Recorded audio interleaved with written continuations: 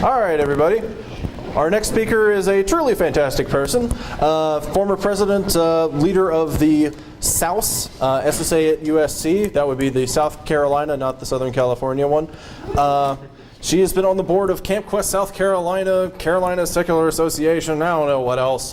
She's my partner in Secular Startup, which is our weekly video advice series during the semester. We do a bunch of other cool things too. She's generally good at stuff. So if you have questions about things, today she's going to tell you how to make your meetings suck less, basically. There you go. It's true, I am. I don't know where to put this, so. Yay. Hit me. So yeah, my slide says that, this is difficult. Nope. This topic says that it's branching outside of boring meeting topics, but what it actually is how to unfrick your meetings, to be a little bit more comprehensive, because you can go a lot farther into meeting topics than, I hate this thing, than you think. So that's my contact information. You can tweet at me at Ramen Needles. Last year I did a talk on social media, so by all means. And yeah, I'm Kelley Freeman, so if you forget that, I'm sad. So yeah. So why exactly did you decide to come to this talk? It's kind of, you need some introspection here. Is it because you are generally happy with how your meetings are going, but you wanted to learn new things, maybe get your meetings to run a little bit smoother? Did you hear that I was awesome and wanted to confirm it? Which, your meetings are okay, but you could use some work. You know I'm awesome and you wanted to experience it again. Yeah, that's what I thought. Or is it because you have low meeting attendance and you want to fix it? So kind of out of these. But we're mostly going to focus on the last one. Stop that. My phone gets my tweets. So we're going to focus mostly on the last one because that's the biggest problem. So you need to establish why you're having low meeting turnout. It could be irregularity of meetings. It could be insufficient advertising, which Gordon will get furious at you about. You could have like a weird meeting space, like bars. Don't meet at bars because you're going to alienate half of your population. You could have a bad format or no moderator. Your meetings are unwelcoming, or your topics are boring and your meetings are unfun. I think, yeah. And this is former moderator at SSA USC looking disdainful that you do not have a moderator, so keep that in mind. So, in fact, and I'll just go through a little bit more. I will expand upon these. So if you have irregular meetings, this could be you only meet every 2 weeks, only once a month. Basically, you need to have a set structure of when your organization meets. It needs to meet at least once a week. No less than that, because people don't care. They don't remember it's the 2nd or the 4th of the month. They especially don't care if it's only once a month. So you need to meet at least once a month on the same day each week at the same time in the same room. That makes it easy to remember for everybody. You need to advertise all the time. It's really easy to have basic posters with your logo, your meeting time, your room. Like, make sure that all of the information is there. Don't just have posters that say weekly meeting and they're like, for what? So, Gordon's actually seen that in real life, so it's not as far out of the realm of possibility as you would perhaps think. If your meeting space is weird, you need to consider, do you have enough room for all of your members? Is your room too big for your members? If you have only 15 members and you have room for 50, it looks kind of weird, and like that your meeting is sparsely tended, even though 15 members could be really good for your group, especially if you're at a smaller school. So consider what you actually need for the size of your meeting space. You also need to figure out what rooms work best. If your room isn't wheelchair accessible, then you're excluding people with disabilities. If you're meeting at a bar, then you're pretty much excluding all of your underclassmen and half of your juniors. So basically, it's easiest to meet on campus, where the meeting space is free anyway. And it's easier for discussion. It's generally more accessible.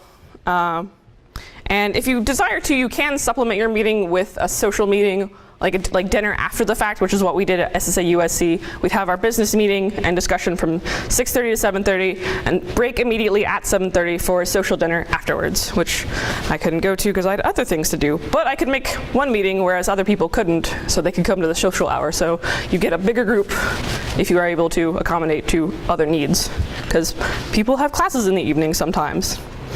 Having a good format is especially key for your meetings. These are 3 things that Gordon and I always push in Secular Startup. Advertise, document, and moderate. You need a key moderator for your organization. Otherwise, it's just going to be a free-for-all and absolutely no fun. People are going to talk over other people or not talk at all, depending on how good or bad your moderator is. So again, format and moderator, you want to have a definitive beginning and end to your organizational meeting. So make sure it doesn't go over an hour or an hour and a half. Hour worked really well for us, and then we broke for social. So have a specific time frame. Basically, what we would do is we would gather, greet, introduce people, 15 minutes of business, 45 minutes of discussion, end meeting. And if you wanted to, you could continue the discussion at dinner. So everybody wins, even people who want to talk for hours and hours and hours. If your meeting is unwelcoming, you need to consider why. Is it something I previously listed, or is it just like something more sinister than that? What is your membership made of? If there are 15 dudes and 2 ladies, then your meeting is in fact very unwelcoming to any ladies who may be interested in coming to your organization. If it is overwhelmingly male, do some of these males talk over your ladies? Because I've noticed that, and it's not a fun thing to be a part of. And if they can shout me down, then that's definitely not a good thing. So, but yeah, I will address being unwelcoming more as my talk goes along, but it's not the main focus of my talk. But Mary and Ashley and Rebecca all talk about being more welcoming to women, so you've got a few options. Yeah, so we'll get into boring meeting topics because that's what the brunt of this is about. So next slide. So how do you plan your meetings? Do you only plan the week of, or even worse, the day of? Do you have a specific agenda? Do you know what you're doing when you go into the meeting? Do people have their assignments for the meeting? And are you prepared for the meeting? So what you need to do as soon as this conference is over is go home with your leadership and plan your entire fall semester. This does mean meeting days and their topics. That will make it so much easier come the actual meeting. Like, oh, okay, so next Tuesday, it's September 9th. Okay, according to our list, we are talking about LGBT rights. Awesome, that is so easy. Wow, we planned that 3 months in advance. We already know.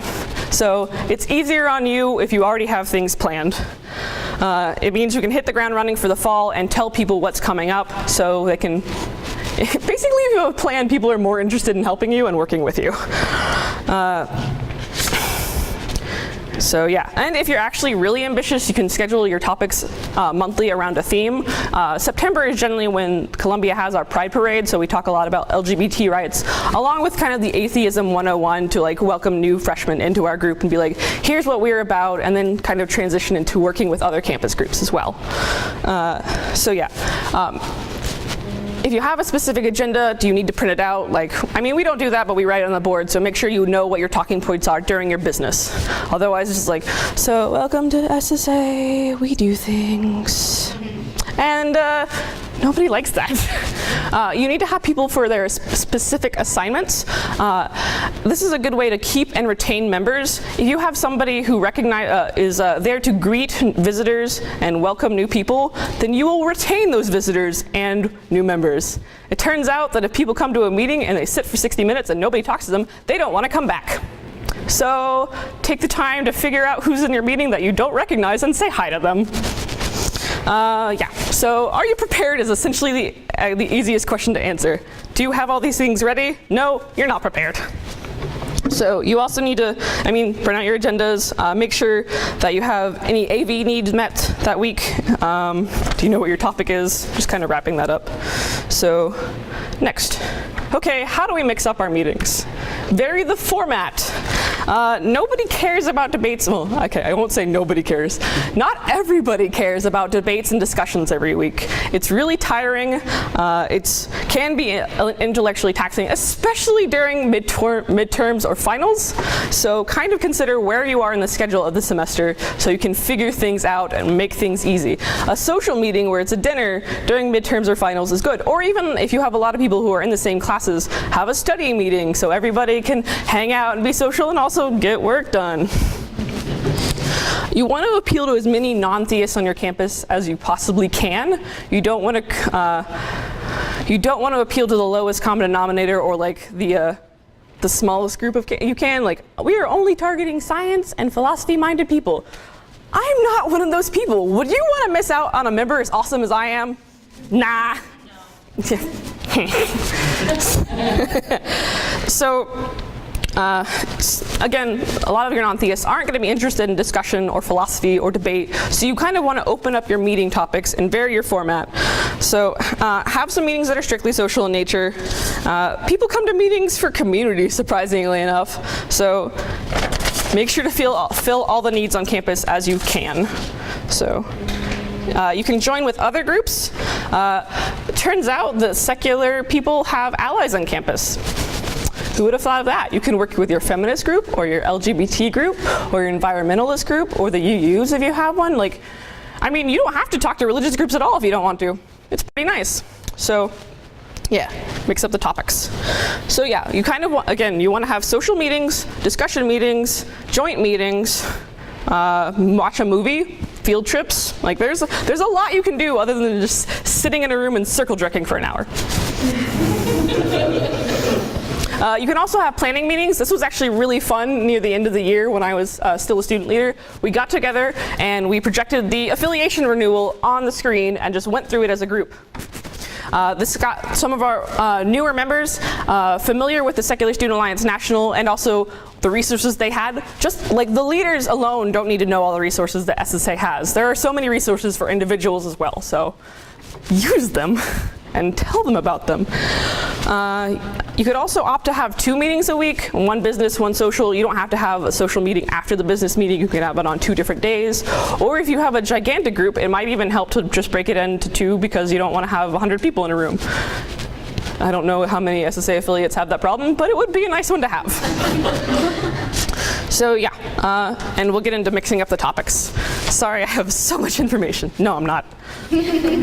So why is it important to branch out? I wonder. We're going to go through CASE. Does anyone know what CASE is?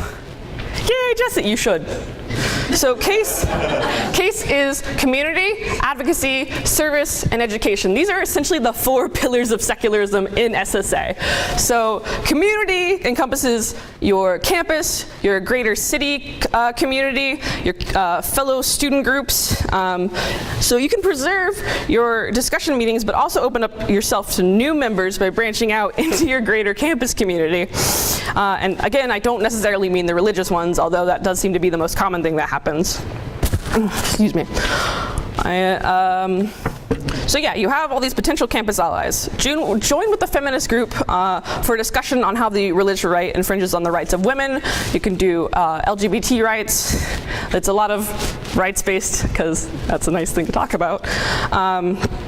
Your environmental group, I actually really like one Gordon has suggested before, and I think you've seen it in the university. Religious fundamentalism and global warming is an interesting topic that you can work with the environmentalist group on. It's just not something that's necessarily covered. It's understood but not explored enough. So you can work with these campus group and cross-list these events, and you will open yourself up to not only friends on campus, but potential new members. Yay! So, yeah, and also you don't have to show, you can show that you don't have to choose between SSA and the feminist group. You can work with both. You can be members of both. Hooray! Everybody should be involved in more than one campus group. If you're really ambitious, you can start a progressive coalition like I did, but that's a lot of work. So, you will grow your group if you use all of these. Again, I talk mostly about community. Advocacy is what you do with activism, which you can do with other student groups. I'm sure with the Hobby Lobby decision, that's super easy to work with the feminist group. Service is good to do education. Just like, if you want to ask me more about these, like I have lots of opinions on them and I will tell you them if you want me to. Or not, I will still tell you if you don't want me to. So it's important to branch out because it's part of the SSA mission. So what can we talk about? Everything! What's off topic? Nothing! Hooray! So you may have members that think that anything not related to atheism or science or philosophy is off topic. They are wrong. Accept that. You may even lose members if you decide to branch out of your typical Atheism 101 topics, but that's kind of the balancing act of it being able to open yourself up to new members. If you gain 50 members and lose 10, well, really, have you lost anything? I'm talking about people. So, yep. And also branching outside of normal discussion topics will elicit more discussion. If you're talking about, oh, why is the Bible wrong? You're gonna have the same discussion you had last year, and people will agree, and it will be boring, and I won't come to your meetings. And I want to come to your meetings. So how do you come up with topics? Intentionality. You're gonna have to look outside of your box. So look around your room, look at your members, and you can even do a survey of the majors present at your organization. When I ran the Secular Student Alliance at the University of South Carolina, the majority of our members were language majors, sociology and psychology majors, so soft sciences and language. Guess what my degree is in? It's in Russian with a minor in sociology. I didn't do that great of a job of branching outside of my organization and my comfort zone. So go outside of your comfort zone and look at the majors that you don't have. I think what is actually really great to do is to the 3 godly professions: education, nursing, and social work. These are very, very underrepresented majors within secular student networks. Interestingly enough, they also have very, very religious ties and foundations in the United States. So you can definitely branch out with these by doing religion in the medical industry. So you could talk about vaccinations, blood transfusions, religious hospitals, which have like that's kind of a thing. Abortion you could do and tie that into religion, health industry, feminism. Like it's a universal topic. And social work is a good one because you can talk about mental health and religion, which is very difficult. I mean, that's why the Secular Therapist Project exists. And what is also most interesting about these 3 professions is that they're all very heavily women-centric. So you're hitting a lot of people when you are specifically branching out to these not generally addressed majors. They're also just really interesting topics, so. That's everyone wins here. Hooray! So, let's see. Sorry. You could also, recruiting different types of people. That just kind of falls into what I already said. Just kidding. I don't need that one yet. You could also branch out to sociology majors, and also even keep your science topics. You can do skepticism towards science, or skepticism in science, or even science and how it doesn't work well, or why people of color and minorities and women don't trust science. Like, there are reasons. Like, there are culturally and historical reasons why these certain demographics wouldn't trust and wouldn't want to deal with science. So if you're always talking about science and philosophy, you're going to alienate these people, and you're only going to have white dudes, and nobody likes white dudes. I mean, you could honestly just have one meeting about the Stanford Prison Experiment and how it's a bad study. It's all college-age white dudes. Turns out there are different power dynamics going on when you're talking about that. Like, if you had all women prisoners and all male guards, that's a different dynamic than white dudes with white dudes. Think about it. So, yeah, I mean, I just have like a list of topics in case you want them, I guess. Yep. These are like my final notes, but I will say more. Don't be the science club. There are science clubs. You don't have to be the science club. Don't be the philosophy club. There are philosophy clubs. But you can invite them to your meeting, so that's cool. And again, don't drop the Atheism 101. Nobody needs it after about 2 or 3 weeks. there is a greater movement, there's a lot to learn, but people are allowed to research things on their own and learn more on their own. So you don't have to spell everything out to them. Just be like, here are some cool things to learn. Go out and learn more if you're interested. So that way you also don't bore your other members for another 45 minutes. So, yeah. Also, be wary in how you approach topics. Feminism is a way, especially when it's 20 white dudes talking about feminism and 2 ladies, it's like, how exactly can we approach this in a way that isn't insulting? You could also, I mean, like, don't discuss, like, why aren't there more women in atheism? I think it's better to approach it from a different aspect. So, why are the majority, why is the majority of people involved in the atheist movement white men? So you don't tokenize your women at your meeting. So you kind of can talk about privilege, how atheism can be a luxury. It's a very upper crust type of thing to be involved in. So you learn about these topics in a way that doesn't alienate people at your meeting and doesn't tokenize them. So that's good. Don't force the spotlight is what I basically have my notes say. Don't call people out at your meetings. Be like, hey, you haven't talked, say something. That's uncomfortable. Say something, Nick. Hi. Today we're going to talk about, yeah. I don't know what to do with our meeting. And See, I'm making Nick be really uncomfortable right now. I don't know. These people are looking at me. I don't know. I just did the thing that I said not to do. I'm a bad person. So, I have more notes. These are important resources that you should write down. What's interesting about this one, Secular Student Alliance, secularstudents.org/mission, you can't actually get to that page from the front page. You have to type it in and remember it. So write it down. But what's really great about it is there are notes on things that aren't actually off topic, but people will try to tell you are off topic. It talks about being civil rights minded, women's issues, environmentalism. It has all of these things that I've already listed that people will try to tell you that are off topic. So you can even print out the mission page and be like, nah, I'm right. So if you're a bitch like I am, you should. The second one is a list of like discussion topics that are mostly, it's branching out of science and religion topics 101, so it's just like taking that one step. So if you are having problems transitioning between science and reason and boring things into more colorful topics, this was a good resource to start with, but not your be-all end-all. The discussion meta packet is overused and boring and out of date, but you may find it helpful. It has things about objectivism and transhumanism. I don't like either of those topics, but you may find it important. And then shameless plug of Secular Startup. Specifically, we have a video that is what's off topic, where I just rant for 15 minutes about this topic.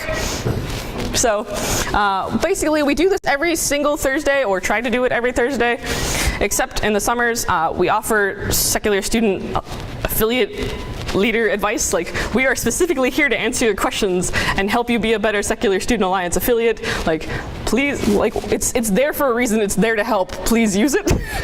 So, yeah, and that's me. That's my YouTube thing, and that was about as long as I thought it would be. One more note. If I see a thread in your Facebook group, because if you're in the Southeast, I'm in all of them, and it's about feminism, and you delete it because it's off topic, I don't like you. And that is the thing that has actually happened. So, yeah, give me questions.